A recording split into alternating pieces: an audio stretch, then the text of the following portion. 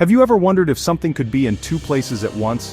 What if the very act of watching something changed its behavior? These aren't just questions for a sci-fi movie. They're at the heart of one of the most famous and mind-bending experiments in physics, the double-slit experiment. Imagine we have a barrier with two tiny slits in it. We'll shine a light on it. What do you expect to see on the screen behind it?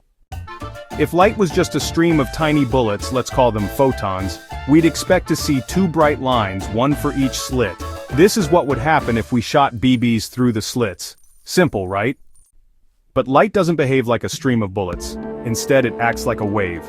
When a wave passes through two slits, the waves interfere with each other.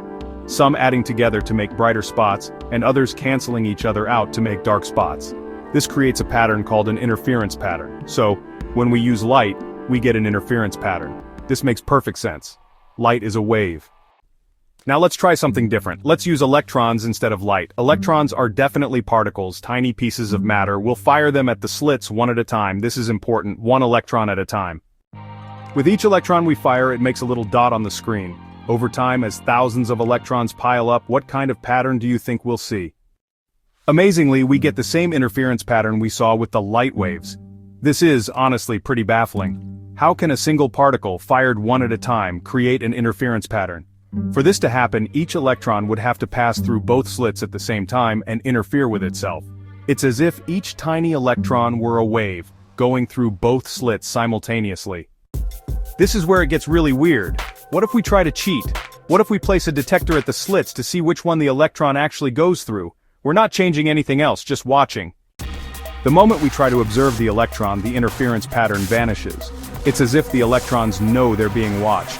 They stop behaving like waves and start acting like simple particles again, going through only one slit. The act of measuring or observing a quantum particle fundamentally changes its behavior. The double-slit experiment shows us that the quantum world is nothing like our everyday experience. Particles like electrons don't have a definite state or location until they are measured. They exist in a state of multiple possibilities, a wave of probability, until we observe them.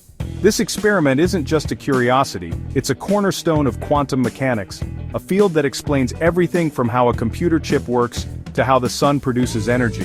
It tells us that at the smallest scales, reality is stranger, more interconnected, and more surprising than we could ever imagine.